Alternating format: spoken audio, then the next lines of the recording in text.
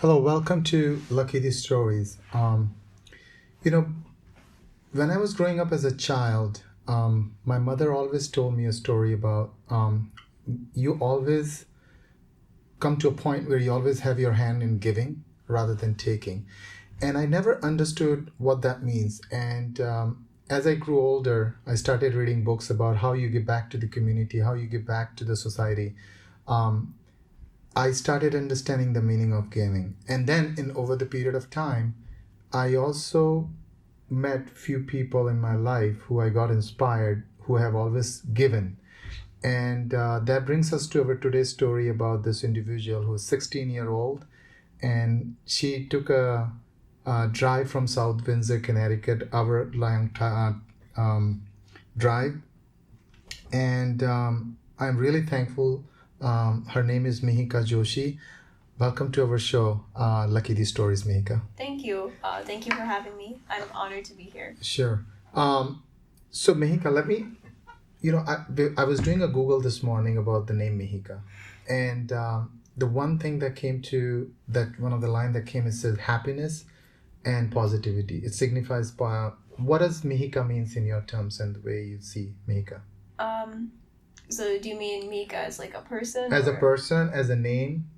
Well, to me, the name Mika Joshi, it means someone who is an overachiever and someone who likes to make the world a better place. And I like to keep that consistent in everything that I do, whether it's spending time working to make my community better by doing things like making Diwali a holiday at my school, or whether it's actually going out, getting my hands dirty, and volunteering for food banks. And whatever I do, I feel as if I want to get closer to my community, help them, and make the world a better place. And you are, and that's why I think I'm so fortunate to have you on my show, and this is my second episode. And I initially was talking to your father, and I said I would rather have you as my first. For some reason, the logistic didn't work out. So I'm glad that you're on my show. Um, I have to tell you this story. So every time, whenever you achieve something and you give back to the community, you're most likely always on the Fox channel or somewhere here and there, right? So your father will send me a text, and he will share a clip with me.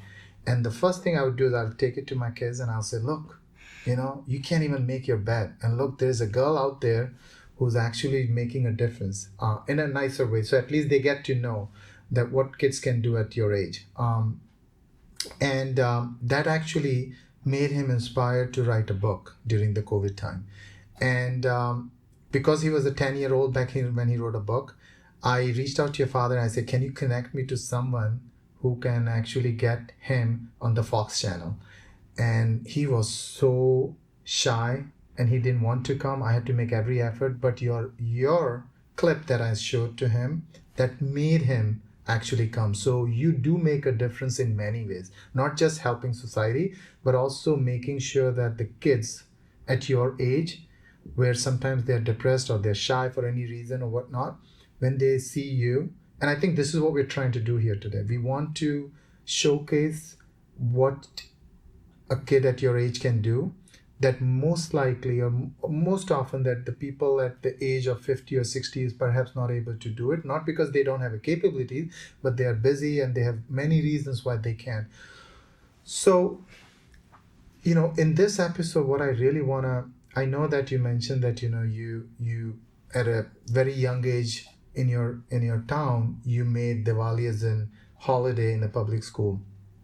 You work on a veteran program, and you're also, if I'm not mistaken, you're also on a board of director for the Girl Scout, and you represent 26,000 kids. Is that right? Or a scout, I should say. It's not a easy thing. Now let me first ask you this. You have always been on the channels. Something like this on a podcast. Have you ever been on this? Well, I've been on the radio a few times, and I've been on interviews, but I've never had like a formal conversation before. I've done interviews of other accomplished women before, so I know what it kind of feels like to be on the interviewer side, but I've never been interviewed like this before. Well, that makes us two of us. I'm also new to this, so it's It's something completely new. So we both are new. So we'll make many mistakes, but that's completely okay. But that's not what it counts. What counts is that what you have to showcase. Like I think you have an amazing story so that people, when the youngsters listen, the kids listen, I want when people see this story, right? I want people to look at it in a way that people think that, oh my God, a 16-year-old girl have accomplished so much and have given back to the community. So that brings me to a question like, was it something like this always? Or how, can you take me back? When was that first time that you said that I want to do something? And how did that trigger? Was it you that initiated that thought, or was it your parents who initiated that thought? And then you started, like, how did that started? So it started when I was in third grade. My dad, for my ninth birthday, challenged me to complete 9 acts of kindness for my ninth birthday. And so Nine what? 9 acts of kindness for my Okay. ninth birthday. And just doing that, I had so much fun. Like, I got to even small things like donating some money for finding a cure for malaria, or maybe it was like offering a seat to someone on a train. And it was just those small things that I just thought to myself, this feels really good. And I like helping people. I like getting to meet new people and just making them smile. And so later that year, I went to it's called a SNAP dinner in my town. And I learned about hunger insecurity. And I really didn't like that. I didn't like that people in my own community are having troubles like that. And I wanted to do something. So I asked my dad, what can I do? And he said, why don't you start a fundraiser? Like, why don't you make a lemonade stand and donate the proceeds? So I said, okay. And next year, I sold samosas and ice cream at a local fair, and we raised almost $850 and donated it to the food bank. So it was, I think that's where all of this community minded, just like I wanted to help people, and getting to do that, working with other people to make like amazing things happen made me so excited. And I decided to continue on with that, and it's been like that ever since. A nine-year-old. Yeah, when I was a 9-year-old. Wow. And when did this started becoming a passion? And like how was it Diwali that was the next thing that you went to the town and worked with the Board of Education to see how you could bring Diwali as an observance? So Diwali happened, it wasn't just me. It was a group effort of a bunch of different people. There was educators. I was a middle school student at the time. We had a couple of elementary school students, high school students. All of us came together, and we were thinking, like, we are getting days like Columbus Day off. Why can't we get a day to celebrate our cultures, celebrate our families, spend time together? So we all came together, talked to the Board of Ed, and they approved our idea. You know, it's very interesting because, as you know, right, America is a very diverse country. It's a melting pot, and Yeah. there are people from every faith of walk. They come in, and you know, you being from an Indian origin, you got Diwali, which is one of the major festival in India. You were able to get through this. If I'm on the receiving side of that information, and if I have no idea about Diwali, you have to come and present to me. But then when I have to make that decision to give this as a, if I have an authority to make this call that Diwali has to be observant as a holiday, there would be somebody else from a different line of faith would come and say, they also would say, oh, I would like to do this. How did you manage? Was there a pushback to that aspect? And if so, how did you manage that? I think the biggest thing was the fact that we were able to stand together in unity and say that we want this. And we were able to also explain to them why this Diwali is especially important to us, because Diwali is not just a religious holiday. It's all about, it's celebrated all over the world, everywhere from, like, the capital is celebrated at New York. Even at the White House too? And at the White House, yeah. And the reason why it's so special is because it's just a message that anyone can apply. It's about light over darkness, knowledge over ignorance. And that's not religious at all. That's something that everyone can learn from and everyone can celebrate. I'm sure a lot of kids would. Do they really know, like in your class, that you were the reason to make that day as a holiday? I mean, not everyone knows, but the few people I've told, they do. Nice. Um, so this is good. And are you planning to take this to the other towns or in the Connecticut as a state? I feel like as a state, I would need the same thing. Like, we need to be unified about that. So, I mean, if another district has a group of people who are interested in having Diwali off, they would need to come together, talk to their board of ed. And Would you be open to connect to I would them? love to connect and help with like my story, but ultimately it comes to what's your story and why is Diwali going to help your family? Nice. Well, if somebody is listening and if they are interested, please, you have now a reason why you think you can make it, and most importantly, if you want, we can always connect. Of course, to you know. So let's just take a next step then. So Diwali and then veterans. Can you tell about the program, what you initiated and how you initiated, and what was the significance and the thing that came out of this, and what you had to go through? Like, I'm sure because it's a veteran program and it's not something that you just think and you go to the town and you do it, right? There has to be a lot of work and effort that goes in. You have to make some calls, you have to do things and make your name out there, right? Because sometimes even, I'll give you an example.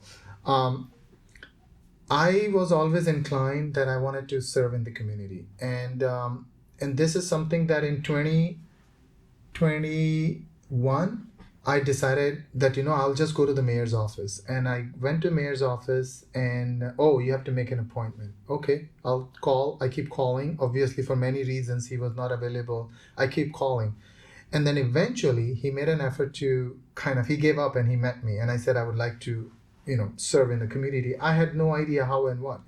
He took my resume and he said, yeah, I'll keep you in mind, because I had no idea how things work. It never happened. Nothing moved forward. And then maybe a year later, a board of aldermen was walking down my community and he said, did you vote? And I said, what do you mean? And there was an election year. I said, no, but I said I would like to serve to the community. He gave me a card, and that's how I started serving in a community. So for somebody like me who's in my 40s, was not able to navigate through to get things immediately, right? Something like you as such a young child, I'm sure your parents obviously would have to drive you and make things happen. But how do you overcome those challenges? Do you see the pushback? And if so, if the listeners, the kids are listening, and if they are stressed out for things that kids would bully them, right? And they would get so scared and they would sit home. But when they see somebody like you, it's the same age, and you're able to make some impacts, you're able to meet people. How do you make that? Like, is it like a persistent? Is it like you never think negative and you say that, okay, your focus is clear? Because I feel that, thoughts without a clarity is a disaster. We all must have a clarity in our thoughts. And I think when I see you as a perfect example. You have an amazing clarity in your thoughts, which many people sometimes lack. So how? Well, when it comes to clarity, I think that I'm able to get that because of the people who supported me along the way. I couldn't have done any of what I do alone. Because when I first started out, I reached out. I mean, I used to go in person, and hand them like a little letter with when I started the banner program. I had a little letter with all the details on it. And if you don't know, the banner program in South Windsor, I've been running it for 5 years. So every year I honor. This year we honored almost 75 veterans with their name and their photo on a banner in a local area. Sometimes it's parks. In Manchester, it's on the street. And now we're expanding to 4 towns. So my program has grown a lot since it's starting 5 years ago. But when I didn't have any experience. I was just some random kid who walked into their store. So, to start out, I used to go in person, and that helped me a little bit. But later on, COVID hit, and I couldn't go in person anymore. So I would have to make phone calls. And when I did, people thought I was pranking them. So it was difficult at first. But I think the guidance that I got from my local patriotic commission, from like adults that believed in my program and wanted to help make that happen really helped. And once I did get that initial push after the first year, I had banners and people saw them and they were like, wow, that actually happened. You know, it wasn't a prank. And after that, people were so much more willing to help me out. And the banner program has grown so much from there. Wow. So, and how does, so I'm sure because of it, all this that you do, you're always in connect with the mayors, the town, right? So your name is always up front. Like, they know you as a person who is willing to extend a help and support needed to make the community a better place, and also making sure that the people who suffered during the veteran times, they are able to you highlight them, right? How does that, like, now when you walk in the town, do people see you from a different lenses, like, okay, oh, Mihika, like, do you see, and where I'm going with this is, like, it's so hard, like, I at work, if I do something good and people appreciate, I just feel a little, pompous, like, okay, I'm all that. But at your age, it's even more easier to get into that mindset, right? How do you untangle that and you still focus and continue to do what you do without letting things come over your head and be as humble as possible?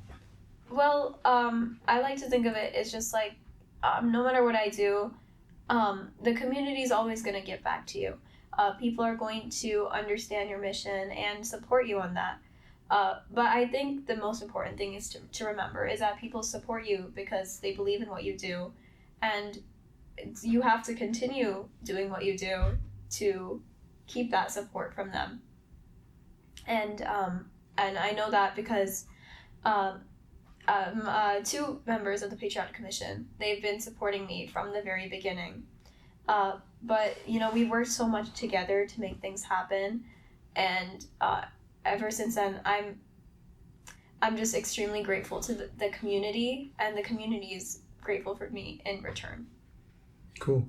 So this is all good, right? So there are many other programs that you're involved. As you're also involved in the Girl Scout, right? Yes. So what is that about? Like, what is that you are currently working on the Girl Scout?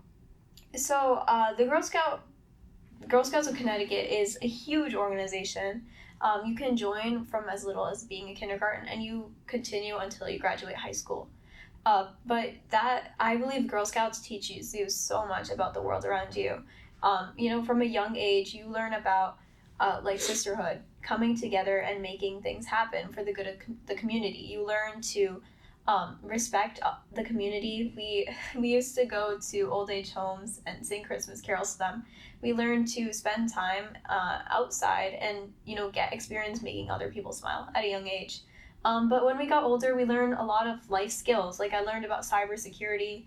I learned about budgeting, comparison shopping, which they seem small, but they're so helpful in learning how to navigate the world. And then on top of that, we have the cookie program, which I believe is a little bit mismarketed by people because it's thought it was just like a little childish thing. But what people don't realize is that it's teaching you so much about entrepreneurship. It's teaching you how to speak to people. How do you make a pitch? How do you make connections? How do you keep those connections? All of that's involved in selling cookies. And Girl Scouts from all over the country are participating in that and getting experience going out there and making business moves. So I heard a word you said, mismarketing.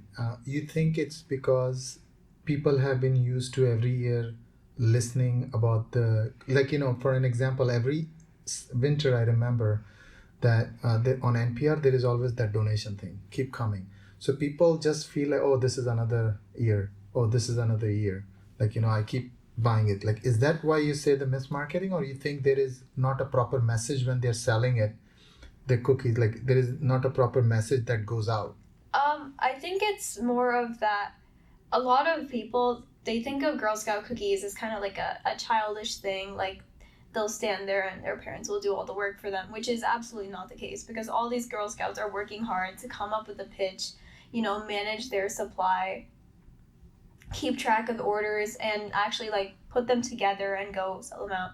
And you won't realize it if you haven't sold cookies before, but it's time consuming, and it actually takes a lot of skill to do. And while we are getting support from our troop leaders and parents, we are actually having to do that work and get experience on running. It's kind of like running a business and being an entrepreneur. So I feel like people don't really get the scope of how robust the cookie program is, and I feel like that should be more spoken about. Of course. Do you like those cookies? I love those cookies. I love them. You know, have you been to Savannah, Atlanta? I have not. So we were there last year, and we went to this place. That was the first, if I'm not mistaken, there was the first Girl Scout building where this all initiated. And we were at the guided bus tour, and they pointed out that this is a place, and it reminded me, it took me back there. You should visit if you're into it. It's a very historic building. So Mika, this is amazing. I mean, I know you, I would say, since toddler, and it's amazing to see how much you have grown and how much you are able to give back to the community. And you set up a good example. But as I understand, you are in the 11th grade, right? Obviously, when you are doing all this, it takes time and effort. And when it takes time and effort, you also have other priorities, which is your education. How do you untangle that education not getting impacted, yet you're able to do what you're doing and still able to, because juggling is basically the problem with many of us. Like I struggle sometimes to do multiple things without jeopardizing one over the other. I'm sure you also have similar, like you have a school, you're in 11th grade, so you have to have an SAT getting prep.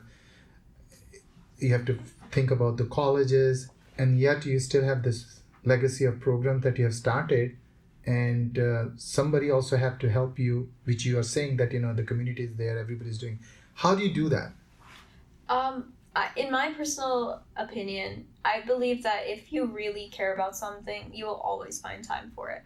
And I've experienced that too, because when I first got into high school, I was like, wow, there's a lot of work. I don't know if I'm going to be able to continue doing those things, but somehow I've been time and again been able to keep working on my community service, as well as getting involved in more clubs, taking on more rigorous academics.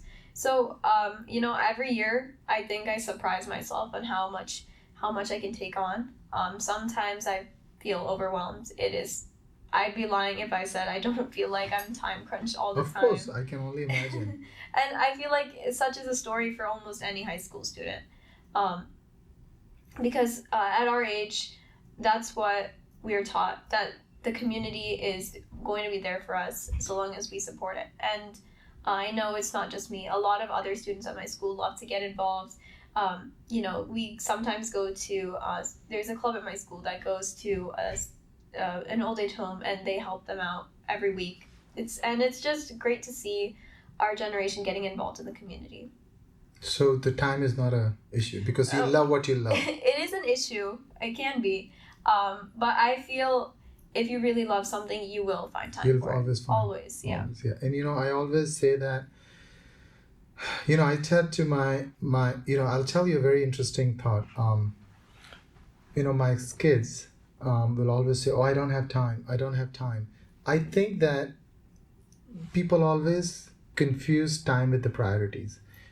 If you have your priorities straightened out, then I think you'll always find a time for everything.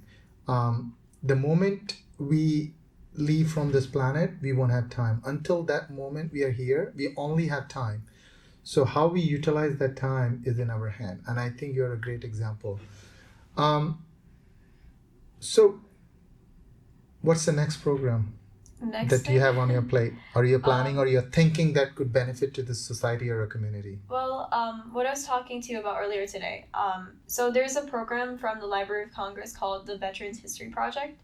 And I think that's very exciting because it's kind of similar to what you're doing here with the podcast, where I would interview veterans and like hear about their stories and what they've learned along their journeys and document that into an interview, and the Library of Congress will preserve it. And it's a really exciting opportunity for me, all the veterans of my town, and I want to kind of take my veteran banner program to the next level by also preserving their stories. And I hope that those messages that the veterans have to share also reach the youth somehow. So that's what I'm planning next. Good luck. Thank you. Um, and as you are also preparing for your college, right? So, is that something the path you want to go? Like, do you want to be in a social service aspect of it, or you're open to anything and everything, and you make this as your area where this is a passion, and you would support this on a side? So while I'm still evaluating options on what I want to like major in college, I do know for sure that wherever I go, I want to keep making an impact on the world. And I know that, especially because my Gold Award project was all about careers, I know that there are so many different ways to make that happen. But I really hope that wherever I go, I will keep making that impact on the world. Good. If you have to give one advice to the kids out there at your age, or anybody, what would be that advice? Like, what do you think that they could learn from this story? I would like to. I just put simply that there's no act that's too small. It could be as simple as just joining a club, or maybe donating a few dollars to a food bank, or participating in a food drive, and anything and everything helps. And I don't want anyone to feel discouraged by the fact that they don't have like hours to spend on service. But if you have just a couple of minutes to spare, there's so much you can do. Okay, I don't know about the others, but I'm taking this advice very seriously. Mika, I'll end up with this one thought and a story actually. So last week I was having a conversation with one of my family friend, and I said I'm excited to have the 16-year-old who's going to come on my show, and I can't wait to interview her and hear her perspective. And she said to me that, and she doesn't know you, right? So she said, oh, do not underestimate 16-year-old, right? This generation has so much to offer, and they are amazing, and they have a very broad perspective of looking at things. And I told her, I said, well, that's always the case. Every generation, the youth is always the future. Whatever that's how the world has progressed. Every generation has contributed something to take the world to a different level. So I think, but this generation right now, at your generation, I think you have so much available and so many resources. I think it's more obvious and able to highlight, and you are able to inspire others. So I think this is a wonderful journey. I am so thankful that you were able to make it to my podcast, and a person at your caliber. Because I'm new, what is one advice you would give it to me on my podcast? On the podcast? Yeah, anything. Just you felt like, we are talking, like, what do you think could make this podcast even a better place? I think you're doing a fantastic job. Thank you. I'll have to think about that, because you're already doing so great that there's like... You're very kind. Yeah. You're very kind. I'm sure we all have something to improve on. I don't want to put you on a spot, but it's so good to have you. And I know that you have a busy schedule, and you, as you said, right? So weekends are always crunch. You're in the 11th grade. You have to do study. You have other programs that are aligned. I wish you all the very best. And I can't wait to see you one day on a national television rather than just being on just a state for now. Good luck. And Thank you. God bless. Thank you. I can't wait for the next episode. Thank you. All right. So this was Lucky D Stories. And as I always said in the past, it's not Lucky D story, it's your stories, it's our stories, because someone who's breathing, someone who's contributing is lucky. So I hope you get to enjoy this. I hope you get to inspire this. If you think this was benefit, please share with your kids, because kids are the future and they can do so many good things. And I think I am going to make sure that this episode, once gets published, is probably I'll make them sit and listen at least twice so that they can learn and they can do something meaningful to the society. Thank you, Mihika. Thank you for having me. Thank you.